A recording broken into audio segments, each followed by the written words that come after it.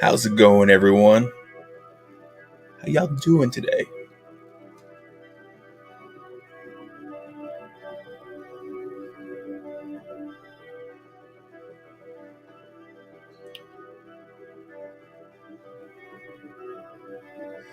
Question for you, Instagram and Facebook and YouTube.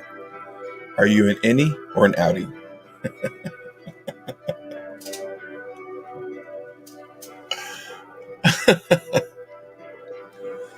We'll keep this a little short today. I keep saying that, but if you guys want to jump in and comment, I'll say what up. Thank you for joining me right now during your lunch break. I'll bring down the music, although I don't think it's too loud. Like, I don't think it covers up me speaking. I was listening back to the replay from last time I did it. I dropped the music down to about 20. No, it was like 15%, and I could still hear, but it wasn't being picked up by you guys. So right now we're at let's go down to 30%. So maybe you can still hear a little bit of the 80s synthesizer vibe. I've been on an 80s kick and synthesizers.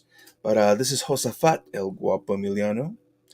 I want to jump on and do live. I kind of want to start doing like quick lives just to jump on and share my experience, share my thoughts, share what's going on with me. But I wanted to talk about Inny versus Outty. And I'm not talking about belly buttons. I'm not talking about that. I'm talking about something about personalities, about attitude, about the way you see yourself, the way you energize and you find strength, or just you deal with the world. Yes, I'm talking about introverts and extroverts. And bring it down to about 25%. So it still feels too loud, but hey, it might not be. You probably can't even hear the music now, but it's going on there. I see it there. Rules of this quickie of this live stream. If you want to comment, go ahead and put a comment. I'll be able to see it here on my live stream. I'm streaming on YouTube, Facebook, and Twitter via Periscope, and I use StreamYard. And for MySpace, I keep saying MySpace, Instagram, I'm just using the good old phone. So hello to everyone who's jumping on, and of course for the phone I'm using this little. For the rest, I have a decent mic set, or my Apogee mic set up. Let's talk about that. Are you an Inny or are you an Outty? For the longest time, I've always thought I was an extrovert. I mean, I'm great in crowds. I'm great when it comes to just I'm comfortable around a lot of people, around the noise. I still remember that one time back in at the Tennessee Performance Arts Center when I was gifted the opportunity to TD the Big Brad Paisley Thinks He's Special. Now, this was the first time the film world, well, not the first time, but at least as far as our management, Sony Productions came in to use one of our live stages, and they basically converted it into a film studio. And it was amazing because they had like 200 crewmen come in to build a set, to put up cranes for cameras, operations. It was just madness. And I remember our house lead at the time, she was looking around. She goes, "This is crazy." And because I had a film background, I'm like, I know, but I love it. I love what's going on. I actually understand what's going on here. She goes, "All right, well, you know what? I'm comfortable letting you take the reins on this project, Osa." And so she gave me the walkie. So I was walking around with 3 walkies. Uh, I had the main walkie where we kept in touch with everyone, and they gave me walkies to be in touch with their production, and their leaders. So it was just funny. I was the middle guy for that project, but it was just so many things happening, and I was okay in that element. I was great in that element. And so I grew up thinking that that's where I needed to go. That's where I needed to find my energy. And it wasn't until I finally started living with roommates, and one particular roommates, I won't mention their names. We got along, we meshed well, perfectly. But he was telling me how, even though he loved having groups around, he loved having a lot of people around. Every now and then, I would see he would disappear, and and later on, he just like, yeah, he's like, I just needed to go recharge my batteries, and so he would separate from the group, go to his room, and just rest and recharge to be able to to go out there and meet with people again and hang out with people again. I still remember another friend of mine. Her husband is an extrovert. He's outgoing. He's is big, and she's like, I'm hardcore introvert. And she goes, and they became leaders of our small group. And they would, she's like, she was jokingly, it's like, yep, it's that time again. She goes, it's funny because I'll tell my husband, it's time to go people. so, so I didn't quite understood that. But then something funny happened to me.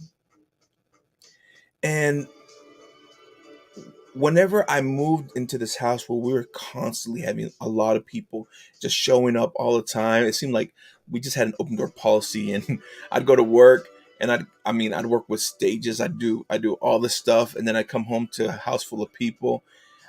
I kind of found myself needing time to go to my room, and and um and it made no sense to me. It's like, oh wait, I thought I'm an Outty. I thought I was an extrovert. I needed to go out there and be involved. But this time I kind of was like, I was telling everyone else, maybe it's because I needed to channel my inner introvert. Being around my one roommate, I learned how to be an introvert. But then someone explained to me that there's actually a third option. There's actually something called an ambivert, and it's like, what is that? I guess it sounds like amphibian. And let me tell you a little bit about my background, especially once I got into college. Somewhere I fell in love with the process of getting to know myself, of figuring out who I am, of how I work. I kind of even got into psychology because it fascinated me the way the mind works, the way people process things, and why we do certain things. And of course, more importantly, I wanted to figure out why I did certain things, why I reacted certain ways. Of course, a lot of factors come into play. The way you were brought up, where you grew up. Um, I had a religious background or a faith background. I had certain teachings. I had certain structures put in place, foundations put in place that were my stepping stones that were vastly different than other people. To begin with, I was from a small town. I grew up in a Hispanic culture, mostly Spanish speaking culture, with a lot of Mexican traditions and such. But even so, this is also quite fascinating to me because whenever I grew up and started venturing out and started going more to Mexico, even that one year I spent doing mission work in Mexico. Actually, it's been, I guess, a total of 2 years. One year is when I was traveling, and then the last year I lived in Querétaro, central Mexico. But even then, I realized I know the traditions, but even I grew up different from the traditions. So it's just fascinating because a lot of these factors came to play. So all that to say, I became a student of me. If anyone knew me and if anyone was going to know me better, I wanted to make sure it's me. Besides my creator, I wanted to make sure it's me. And so I thought I had it down to pat. But the funny thing is, even today, even today, I've learned so much more about myself and how I've evolved into someone totally different, given the things that I chose to participate in, the things I chose to ingest, mentally through reading, the things that I've chosen to participate in, those kind of choices and lifestyle choices that I've picked on has totally transformed me into the person I am today. And yet I'm still learning more about myself. So I guess all this to say is, I guess you never quit learning, you never quit evolving.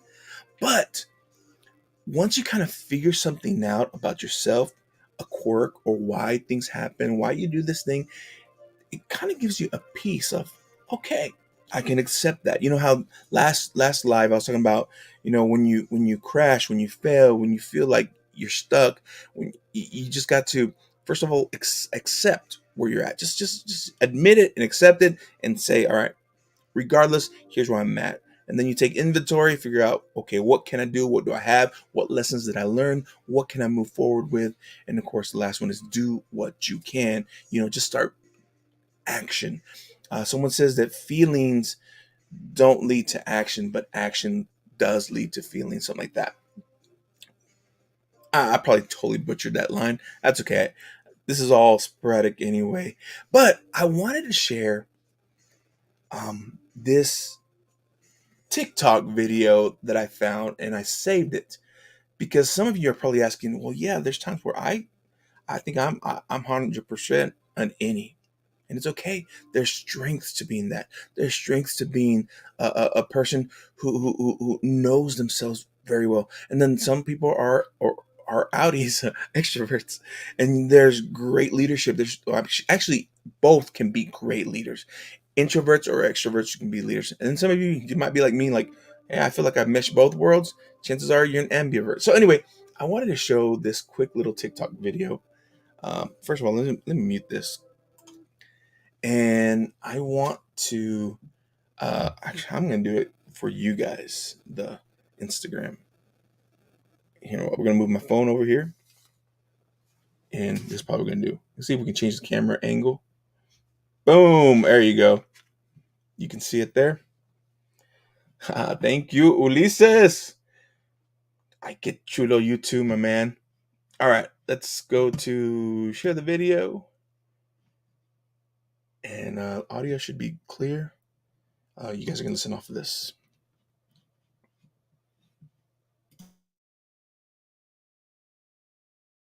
This is the easiest test to determine if you are an introvert or extrovert. Look at this image. What have you seen first? My name is Maya Manukian. I'm a clinical psychologist. Follow my account if you want to know everything about self-development. If you see two moons in the picture, you are more likely an introvert. You give an impression of a turned inward person. You have a lot of patience and persistence. If you see two faces, the optical illusion, you are an extrovert. You are a very sociable, a charismatic person. You have a very strong will to achieve everything you desire. So if you see a butterfly in the optical illusion, you are an ambivert. You tend to behave optimistically and don't tolerate pressure from others. You have two incompatible characters. In some cases, you are an introvert, while in other cases, you are an extrovert. This is the easiest test to determine if you are an introvert.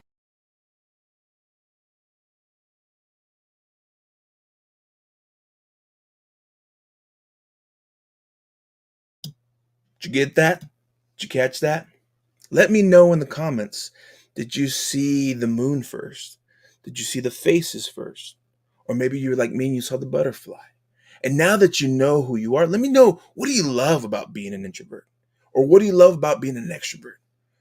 Or what do you love about being an ambivert? I would love to know this. I encourage you to drop comments and let me know more about what you like or didn't like. And you want to know more about this psychologist, her name is Maya Psychology. Um, I'm not going to type it anywhere, but it's MAYA underscore PSYCHOLOGY.